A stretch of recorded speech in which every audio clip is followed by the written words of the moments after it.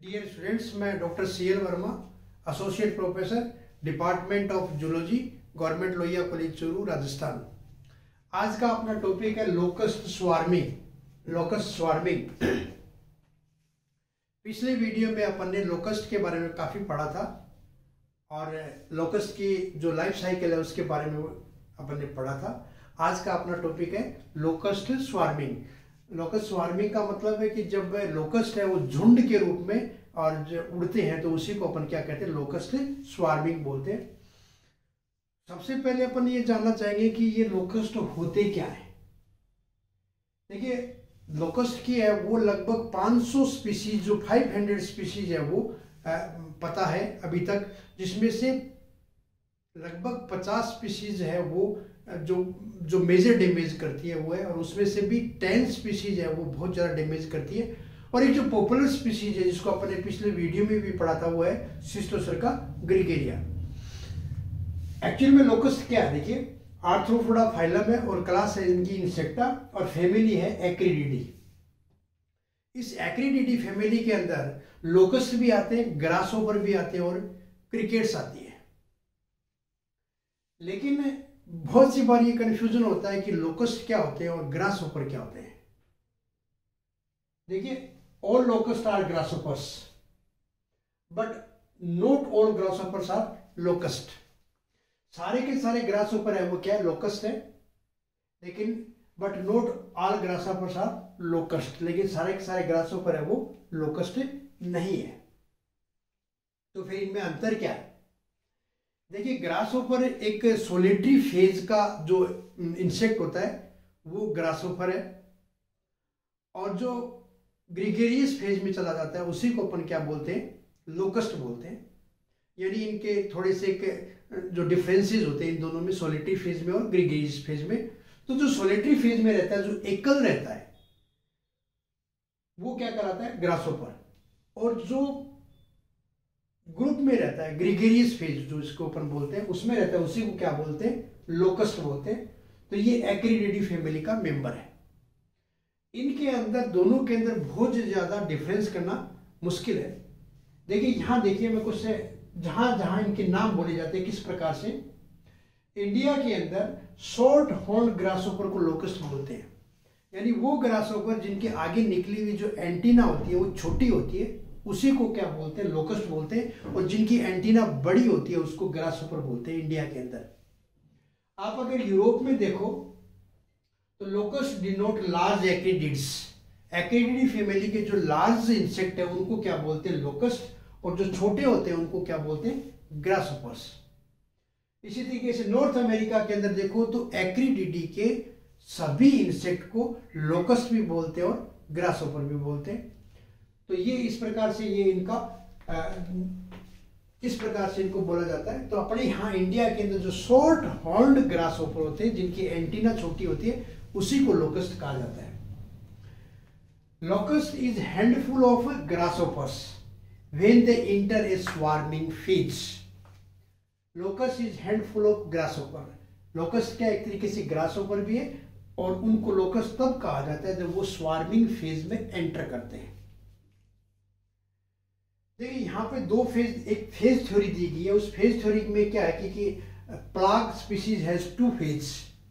Plog का मतलब क्या होता है, जब इनकी स्वार्मिंग होती है, लोकस्ट जब उड़ना शुरू करते हैं, इनकी जब स्वार्मिंग होती है वो 3 प्रकार से बोला जाता है उनको। Locust swarm are of 3 types. पहला तो होता है आउटब्रेक। आउटब्रेक में क्या होता है, स्मॉल पॉकेट्स में स्वार्मिंग करते हैं ये, लेकिन वो एक लोकलाइज्ड एरिया में होती है। Small pockets of swarm in a localized area. एक लोकलाइज्ड एरिया के अंदर छोटे छोटे पॉकेट्स में स्वार्मिंग करना आउटब्रेक है, यानी वो स्टार्टिंग है। उसके बाद में आता है अपसर्ज। अपसर्ज में क्या, लार्ज ग्रुप में होते हैं, यानी ग्रुप यहाँ बड़े हो जाते हैं, बट जियोग्राफिकली कन्फाइंड होते हैं, वो एक निश्चित जियोग्राफिकल एरिया में ही मिलते हैं।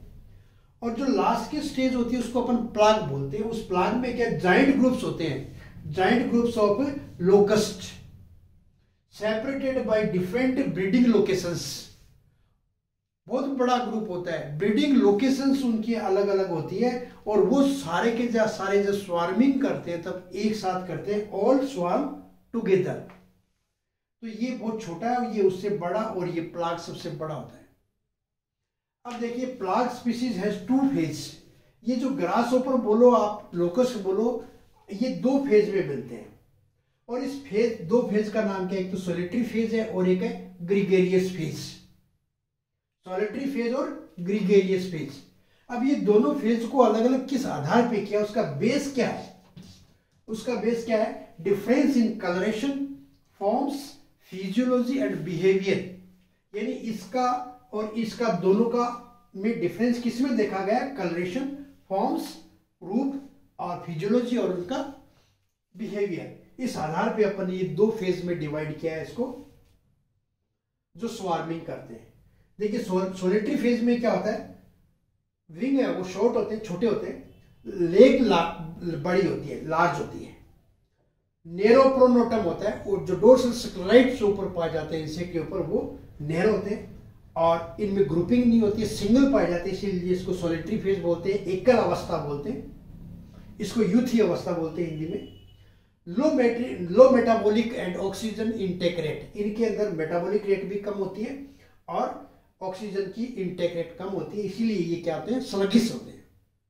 तो ये सोलिटरी फेज का इंसेक्ट है। ग्रीगेरियस फेज में क्या होगा? Saddle shaped प्रोनोटम। प्रोनोटम है वो सीट जो होती है बैठने की, उसके जैसा हो जाता है। और जो ये सोल्जर जो उसके होते हैं, यानी जो फोर विंग होती है और जो वो है वो थोड़ा ब्रॉडर होता है, विंग है वो बड़े हो जाते हैं।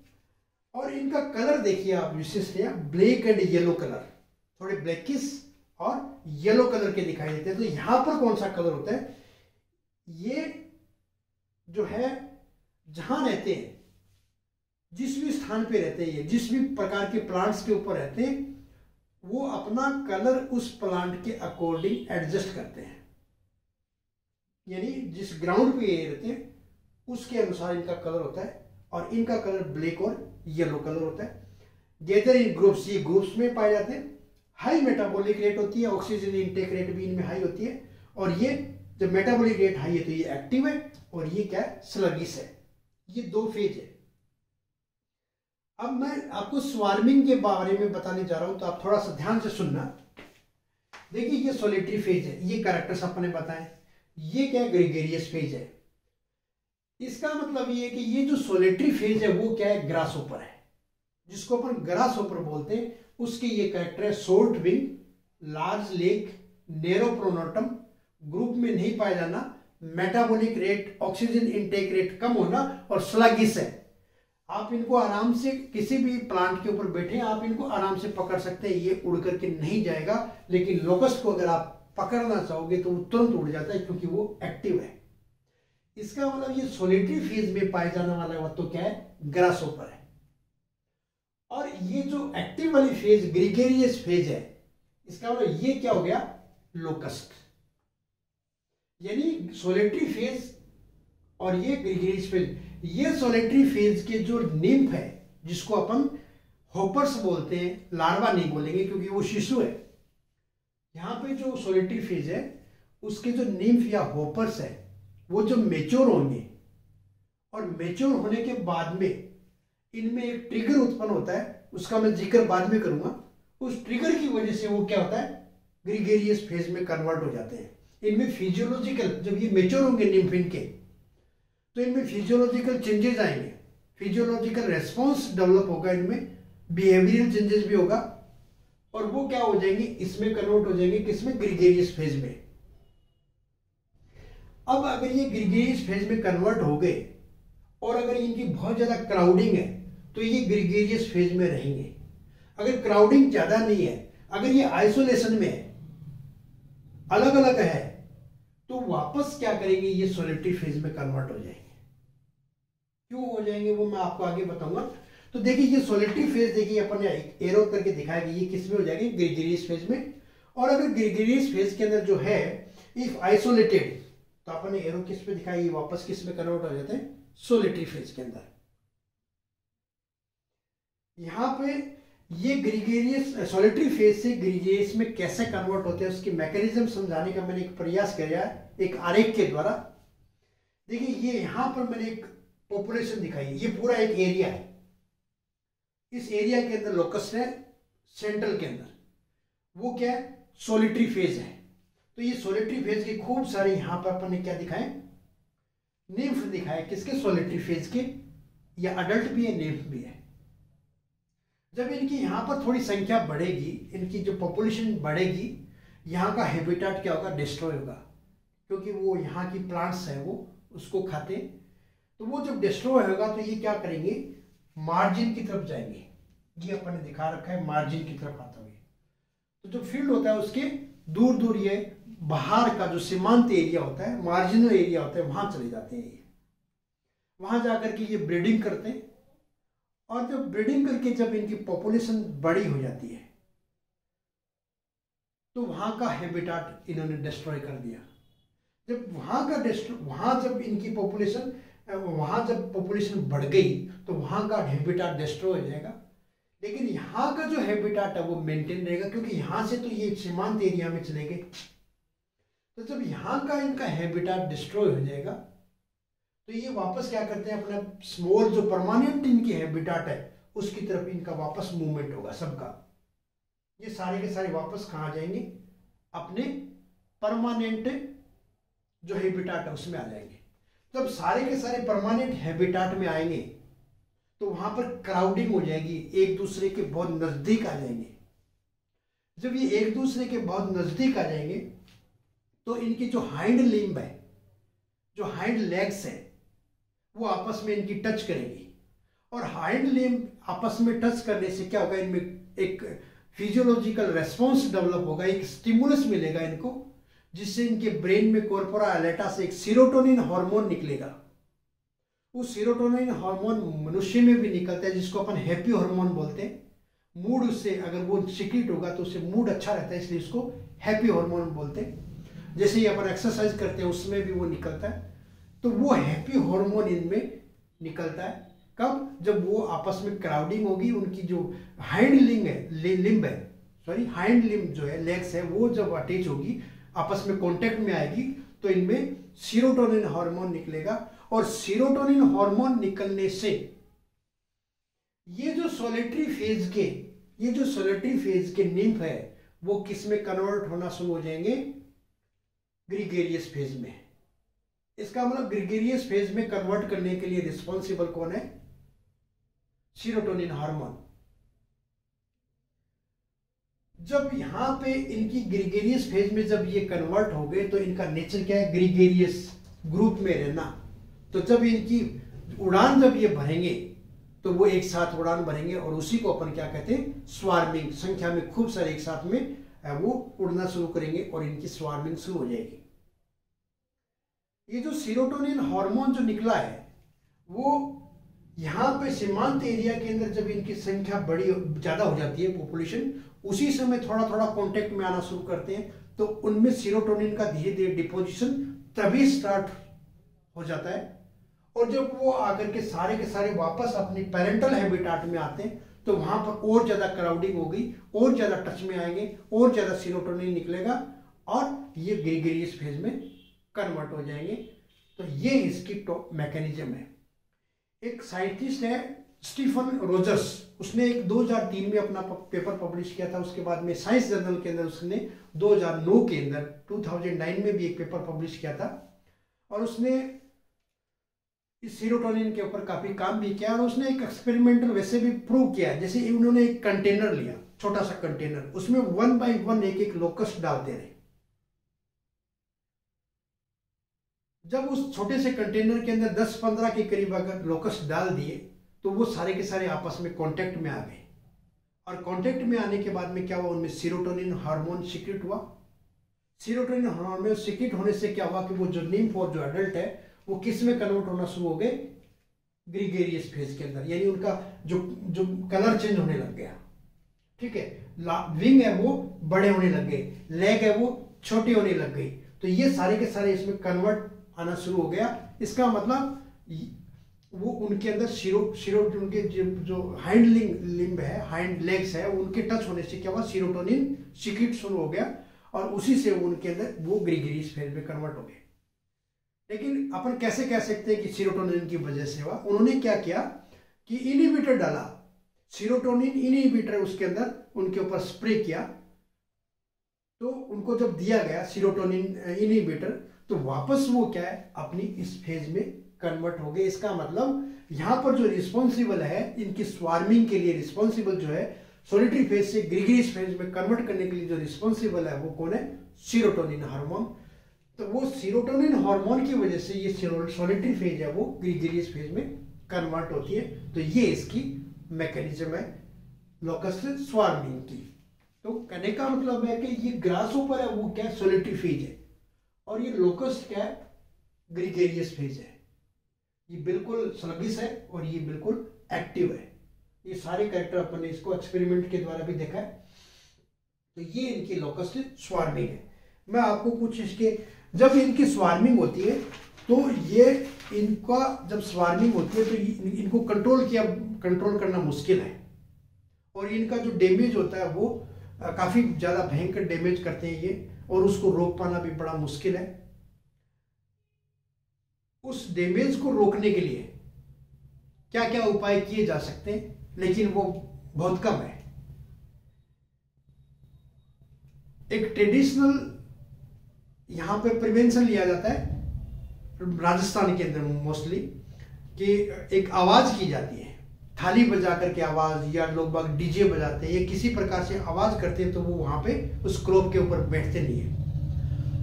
लेकिन वो वहां नहीं बैठ करके किसी दूसरे फील्ड के अंदर जाकर के बैठेंगे तो अल्टीमेटली वो लॉस तो करेंगे, लेकिन कोई आदमी अगर अपना बचाव थोड़ा बहुत कर सकता है। इसके अलावा एक ट्रेडिशनल और भी ट्रेंचेस बनाए जाते हैं, जिस फील्ड में आकर के वो बैठे हैं उस फील्ड को पूरा टच कर जाएंगे, क्योंकि इनके आगे कोई भी प्लांट आ गया उस हर प्लांट को ये खाता है। तो जिस फील्ड में जाकर के ये बैठे उस फील्ड के है ना वो चारों तरफ है वो 50 सेंटीमीटर गहरी और 30 सेंटीमीटर है वो चौड़ी है वो ट्रेंचेस यानी खाई बना दी जाती है, जिससे उसके नींव जब क्राउल करते हैं तो वो उस खाई में गिर जाते हैं। उसको बाद में अपन स्प्रे करके या मैकेनिकल कैसे भी उसको उनका अपन नुकसान में उनको मार देते हैं। तो इस तरीके से कुछ है उसका बचाव किया जा सकता है। और इसके अलावा मेलाथियोन का स्प्रे किया जाता है हेलीकॉप्टर के द्वारा, तो उससे भी काफी कुछ हद तक कंट्रोल किया जा सकता है, लेकिन वो नहीं के बराबर है वो कंट्रोल। जब इनकी स्वार्मिंग शुरू हो जाती है तो उसके बाद में कंट्रोल करना बहुत ही मुश्किल है। कुछ एग्जांपल बताना चाहूंगा कि एक in 1969 desert locust swarm reached England probably from West Africa and flight across the Red Sea in 1889, ठीक है, 11 साल बाद में, was estimated to be about 5000 square kilometre in size. जब ये स्वार्मिंग देखी गई तो ये 5000 स्क्वायर किलोमीटर में इनकी स्वार्मिंग थी, आप अंदाजा लगा सकते हैं। राजस्थान के अंदर इस बार जो 2020 के अंदर स्वार्मिंग हुई थी, जिससे राजस्थान के अंदर केवल पूरे इंडिया में हुआ थी, मोस्टली राजस्थान, मध्य प्रदेश, गुजरात, हरियाणा, पंजाब और महाराष्ट्र के अंदर इसका अटैक देखा गया था। केवल राजस्थान के अंदर 90,000 हेक्टेयर के अंदर इन्होंने डैमेज किया, और 20 डिस्ट्रिक्ट है वो प्रभावित हुए थे उससे। इनकी जो स्पीड होती है वो 150 किलोमीटर के बराबर होती है, 150 किलोमीटर पर आवर्स इनकी स्पीड होती है। और जब इनकी स्वार्मिंग होती है तो एक स्वार्मिंग के अंदर, एक झुंड के अंदर इनकी संख्या लगभग 80,000 अडल्ट उसके अंदर होते हैं, और वो इतना खा जाते हैं कि एक दिन के अंदर वो 35,000 आदमियों का जो भोजन होता है उसके बराबर ये खा जाते हैं, क्योंकि ये अपने एक दिन के अंदर अपने वेट से भी ज्यादा वो ईटिंग करते हैं। तो इस बार जो राजस्थान के अंदर अपन ने जो 2020 के अंदर देखा था स्वार्मिंग, वो कैसे आया, कहां से आया? देखिए, एक्चुअल में जो सिस्टोसिल्का ग्रीगेरिया और ये जो लोकस्ट है वो इनका जो नेटिव प्लेस है वो सऊदी अरेबिया या अरेबियन पेनिनसुला है, और वहां से ये जब मानसून हवा चलती है तो खूब सारा मार्ग तय करके के ये क्या करते हैं, राजस्थान, अपने इंडिया में सबसे पहले राजस्थान में अंदर प्रवेश करते हैं। तो नॉर्मली जब इनका प्रवेश होता है तो 10-15 के झुंड में ये देखे जाते हैं। नॉर्मल जब इनका बहुत बड़ा स्वार्मिंग नहीं होता है, बहुत ज्यादा संख्या में नहीं होता, तो नॉर्मली प्रत्येक ईयर देखते हैं 10-15 के झुंड में ये देखने को जरूर मिलते हैं। लेकिन इस बार जब 2020 के अंदर जब इनकी स्वार्मिंग हुई थी तो वो कैसे हुई, उसका थोड़ा सा हिस्ट्री बताता हूँ आपको कि 2018 के अंदर सऊदी एरिया के अंदर 2 साइक्लोन आए थे और उन 2 साइक्लोन की वजह से वहां पर हैवी रेन हुआ। इवन अरेबियन पेनिनसुला के अंदर एक बड़ा सारा झील बन गया वहां पे जो अकाल्पनिक है, उसका नाम है रब अल खली। रब अल खली नाम की झील भी वहां पर डेवलप हो गई। इतना फेवरेबल इन्वायरमेंट बना इनके लिए और इनकी संख्या काफी बढ़ गई वहां पर। वहां से ये यमन, अफ्रीका, नॉर्थ अफ्रीका के कुछ पार्ट से होते हुए ये रेड सी को क्रॉस करते हुए, लाल सागर को क्रॉस करते हुए, यानी पाकिस्तान और ईरान से होते हुए ये इंडिया में प्रवेश करते हैं नॉर्मली। तो इस बार जब वहां पर ये रब अल खली झील के आसपास में जब इनकी संख्या बढ़ी तो वहां से ये यमन, अफ्रीका, नॉर्थ अफ्रीका से होते हुए जब ये रेड सी यानी पाकिस्तान और ईरान को क्रॉस करते हुए जब ये इंडिया में प्रवेश किया तो अप्रैल 19 के अंदर, अप्रैल 1919 के अंदर जब इन्होंने पाकिस्तान के अंदर 40% क्रॉप का इन्होंने लॉस किया और उसके बाद में इन्होंने इंडिया में हिट किया। अब इंडिया के अंदर ये क्या है कि नॉर्मली जुलाई के अंदर है ये प्रवेश करते हैं और यहाँ पर जब वो स्वार्मिंग करके अक्टूबर नवंबर में इनका क्या होता है पाकिस्तान और ईरान वापस जाने का टाइम हो जाता है, रवाना हो जाता है ये अक्टूबर नवंबर में।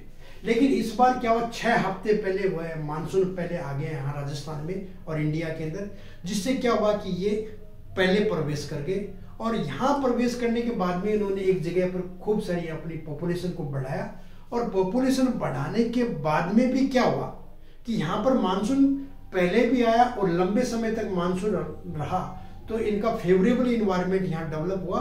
तो यहाँ पर ये क्या किया, जून के महीने में, क्योंकि इनका लाइफ स्पान 90 डेज होता है, इसलिए पहले इन्होंने जून में ब्रीडिंग करके संख्या बढ़ाई, उसके बाद में सितंबर में फिर बढ़ाई इन्होंने संख्या और उसके बाद में अक्टूबर नवंबर को छोड़ दी दिसंबर में, यानी क्योंकि इनका लाइफ स्पान क्या है 90 डेज है तो 3-3 महीने का गैप में देखिए जून, उसके बाद में सितंबर और उसके बाद में दिसंबर में यहाँ रह करके इन्होंने इतनी पॉपुलेशन बढ़ा ली कि नॉर्मली जो इन्फेक्शन होता है उससे 16,000 गुना इनकी संख्या बढ़ गई और वो अपने को स्वार्म में यहाँ पर अपने को देखने को मिला। तो इस प्रकार से इनकी स्वार्मिंग होती है और जब इनकी स्वार्मिंग होती है तो ये जिस स्थान से गुजरते हैं वहां सब कुछ है वो खत्म करके चलते हैं, सब कुछ डिस्ट्रॉय, जितना भी प्लांट्स है चाहे वो छोटे प्लांट्स हो, बड़े प्लांट्स हो, बुशेज हो, ओक्स हो, ट्रीज बड़े बड़े हो, सबको ये नष्ट करते हुए चलते हैं। तो इस प्रकार से इनकी स्वार्मिंग होती है। तो ये आज का अपना टॉपिक था लोकस्ट स्वार्मिंग। मैं जहां तक समझता हूँ आपको समझ में आ गया, मेरा पढ़ाया हुआ अगर आपको समझ में आता है तो आप उसको लाइक जरूर कीजिएगा और शेयर भी कीजिएगा ताकि अन्य बच्चों को भी उसका फायदा मिल सके। थैंक्स।